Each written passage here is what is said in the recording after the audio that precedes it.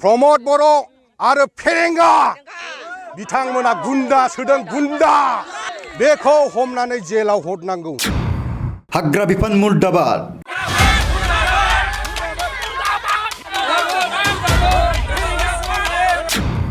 रायमाना माहारियारि हाग्रामायाव हाग्रा बिफान आरो थागिबि सुबुंफोरनि गेजेराव दुंहाव थासारि।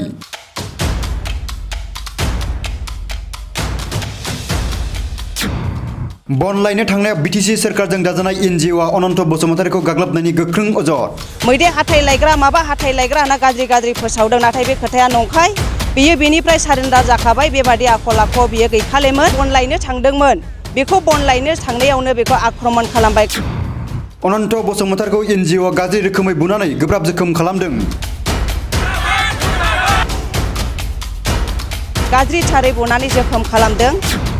हौवाफोरनि सायाव इनाय खालामबाय थायोब्ला हाग्रा बिफाननि हेंथायै जों बिमा माहारिया गोख्रों दावहा नांनो थियारि। हाग्रा जिङाव थानाय हौवाफोरनि सायाव आक्रमण खालामबाय थायोब्ला किन्तु जों हिन्जाव माहारिफ्राबो उन्दुनानै थानाय नङा। जों साफ्रोमबो बिमा माहारिया जानजि खाफ्रानानै बिसोरजों जुद्ध दावहा नांनायनि बिसयाव जों थांगोन। हाग्रा बिफाननि सायाव थागिबि सुबुंफोरा गोथौवै दुखु मोननाय फोरमायदों। थांनाय 10 मार्चआव क'क्राझार जिल्लानि सिङाव थानाय रायमाना माहारियारि हाग्रामायाव हाग्रा बिफान आरो बिटिसि सोरखारजों दाजानाय गावसुंथा आफाद जथायै लोगो नांनानै अक्सिगुरि गामिनि थागिबि अनन्त बसुमतारीखौ 5 नम्बर हाग्रा ओनसोलाव लोगो मोनो आरो दंफां खावना लांनो फैदों होननानै गाज्रि रोखोमै बुनानै जोखोम खालामो। बेनि हेंथायै अक्सिगुरि गामिनि थागिबि रायजो राजाफोरा मोनसे गिदिर दुखु मोननानै रायमाना हाग्रा बिफान आरो बिटिसि खुंथायनि सायाव थार बिजिरनाय नांगौ होननानै खुदिखांनाय हाबाफारि लादों। लोगोसे नंखायै फाव फान्दायनानै बिदि खामानि मावनानै जाग्रा सुबुंफोरखौ गोसो बायदियै बुनायखौ थागिबि सुबुंफोरा गनायनो हाया होनना रोखा फोरमायदों।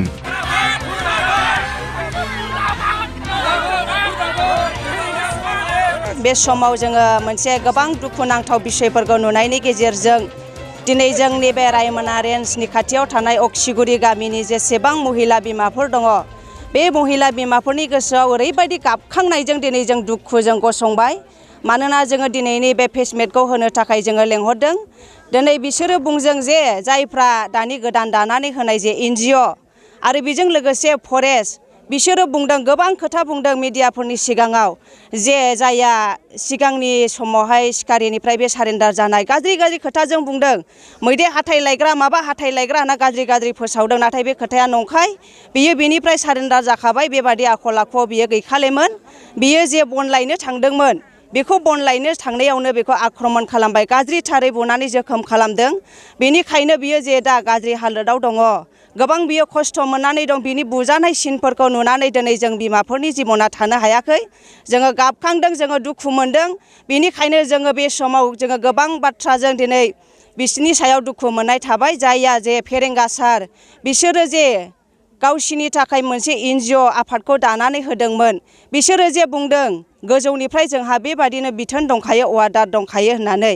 नाथाय बे अर्डारा बेसेबां गोजौनिफ्राय बिसोरनो अर्डारखौ होदों, बेबादि अर्डारखौ होनानै बिसोरो गाज्रिथार जोंनि बे हाग्रा जिङाव थानाय हौवाफोरनि सायाव आक्रमण खालामबाय थायोब्ला किन्तु जों हिन्जाव माहारिफ्राबो उन्दुनानै थानाय नङा। जों साफ्रोमबो बिमा माहारिया जानजि खाफ्रानानै बिसोरजों जुद्ध दावहा नांनायनि बिसयाव जों थांगोन। बिसोरो जोंखौ जेसेबां बेबादि खालामगोन, दिनै जोंनि हौवाफ्रा मावनानै जानो सान्थि गैयैयाव, गोबां नाख्रेब जानायाव, गोबां देश बिदेश थांनानै मालाय हारिफोरनि गेजेराव मावनानै जानांगासिनो दङ। अब्ला दिनै बिसोरो बेखौ जों बर' माहारिखौ, दिनै जोंनि बर' माहारिनि गेजेराव गेदेर गोलाव गेदेमाफोर थानानैबो हाग्रा जिङाव थानाय मानसिफोरखौ नायनो गोसो जायाखै। बिसोरनि मावना जानायखौ बिजिरनो गोसो जायाखै। सोरबाया बन लायदों, सोरबाया माबा मोनसे बेबायदिनो मैगं थाइगं नागिरदों, बेखौबो बिसोरो हमनानै आक्रमण खालामनाया बे जोंनि थाखाय मोजां जायाखै। बेनिखायनो जोङो साफ्रोमबो बेबायदि गाज्रिथार हालोद खालामबाय थायोब्ला जों बिमा माहारि साफ्रोमबो जों जानजि खाफ्रानानै ओंखारगोन। जोंनि हौवा माहारिफोरनि गेजेराव आक्रमण खालामनायनि सायाव जोंबो हिन्जावफ्रा जुजिगोन। आरो मोनसे खोथा बुंबावदों बिसोरो जे अनन्त बसुमतारीखौ बेबादिनो मुरायाव सौदुरनानैसो गोग्लैनानै जोखोम जादों होननानै सासे मानसिया बुंदों, फरेस्ट डिपार्टमेन्टनि मानसिया। नाथाय बिनि खोथा बुंनाया फल्स। बियो गाज्रिथार बाथ्राजों बियो बुंदों। नाथाय बिसोरो बिदि फोसावनो नाङामोन। गावसिनि दायखौ सिखोमानो थाखायसो, गावसिनि बाथ्राफोरखौ गोजौ खालामनो थाखाय बिसोरो बेबादि खोथाखौ बुंदों।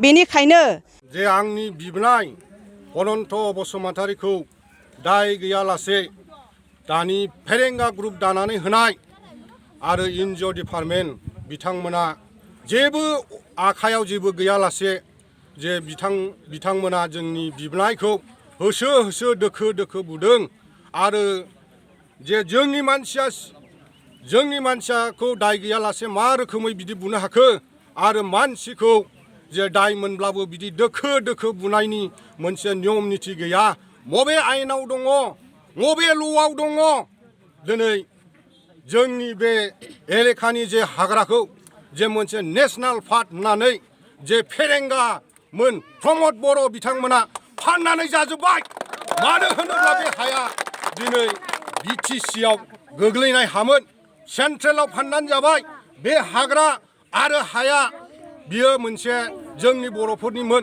नाथाय बिथांमोना फाननानै जाबाय आरो दिनै बिथांमोना मबे पस्टखौ लानानै दिनै बिथांमोना एनजिअ आरो गोदान एनजिअ फेरेंगाया दानानै होखो बिथाङा गुन्दा बाहायदों बर'जों बर' सिथारलायनो बर'खौ बर' सिथारलायनो बिथांमोना बाहायदों दिनै जोङो रान्दि दुखि हावरिया मावरिया जोंनि न'फ्रा हाग्रा खाथियाव थानायखाय सोरबाया खिनो थांगोन बेखौबो दंफां लायदों होनना बुंनोसै नामा बे मोनसे जायाखै दिनै आंनि बिमाया क'क्राझार सिभिल हस्पिटालाव दङ बिनि आखाइया बायदों बियो रायलायनो हाया बियो मोदोमखौ सोमावनो हाया बियो थैनायजों लोगोसे थैनाय अबस्थायाव दङ सोर बुंनो हागौ बियो मोजां जागोन बिनिखायनो आं खावलायदों बे समाव जे आंनि बिबनायनि माबाखौ जोंनो नांगौ बिनि न्यायखौ नांगौ आरो जुदि बिनि न्यायखौ जुदि होआब्ला आरो जुदि बिनि न्यायखौ होआब्ला जोङो गोख्रोङै मासरालि खालामनाय जागोन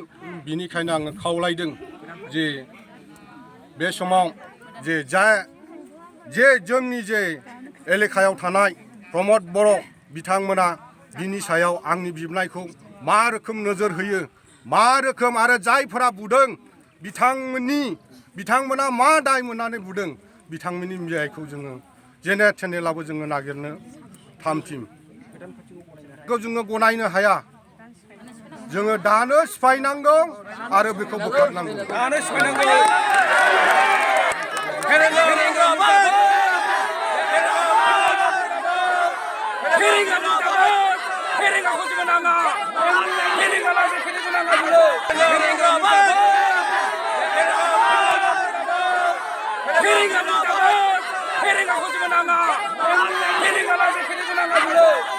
फेरेंगा गुन्दासो जोङो नाङा फेरेंगा मुर्दाबाद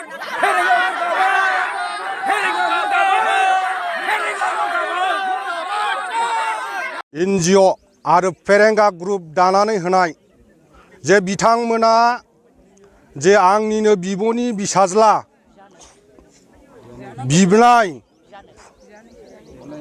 बिबनाय फनन्त बसुमतारीखौ जे बिथांमोना दाय गैयालासे जे बिनि आखाइयाव जेबो गैयामोन जे होसोनानै बेखौ दोखो दोखो बुग्लिदों आरो जोङो दा नुनो मोनबाय जे बिथांमोना मा हिसाबै बुखो जोंनो बिनि न्याय बिसारनांगौ आरो जे बियो दा हस्पिटालाव दङ जे बियो थैनायजों समान मबे आयेनाव मबे ल'आव लिरनाय दङ मानसिखौ थैजासे बुनाय सोरबा मानसिया सिखाव खावदोंब्ला बेखौ हमनानै जेलाव हरनांगौ बिसारगिरिफ्रा बिसार खालामगोन नाथाय खुनु मानसिया बिसार खालामनो हाया बिनि बिसारखौ जोंनो नांगौ बिनिखायनो आं दिनै प्रमद बर' आरो फेरेंगा बिथांमोना गुन्दा सोदों गुन्दा बिटिआरखौ आरो बिथांमोना 2022-2023 सोलोंथाइ बोसोरनि थाखाय चिरां जिल्लानि बेंटलाव थानाय मोनसिम सिब्राय इंलिश स्कुलाव नार्सारिनिफ्राय थाखो 8 सिम फरायसाफोरनि मुं थिसननाया सोलिगासिनो। बे फरायसालियाव हौवासा आरो हिन्जावसाफोरनि आलादायै थानायनि राहानि थाखाय हस्टेलनि खाबु दङ। गोजौ सोलोंथाइ लानाय रोंगौथि गोनां आरो मोजां फोरोंथाइ मोननाय फोरोंगिरिफोरनि गेजेरजों बे स्कुलाव फरायसाफोरनो सोलोंथाइ होनाय जायो। Computer and Science Laboratory, Games and Sports, Physical Education, Smart Class, Art and Music Class, Coaching आरो टिउसननि खाबुखौ बे स्कुलाव मोननो हागोन। गोग्गो आरो गुन गोनां सोलोंथाइ मोनहोनायनि थाखाय मोनसिम सिब्राय इंलिश स्कुलाव मुं थिसननायनि खाबुखौ लादो। आबुङै मिथिनो थाखाय 99548 52542 94357 59226 आरो 60018 99387 मबाइल नाम्बाराव फोनांजाब खालामनो हागोन।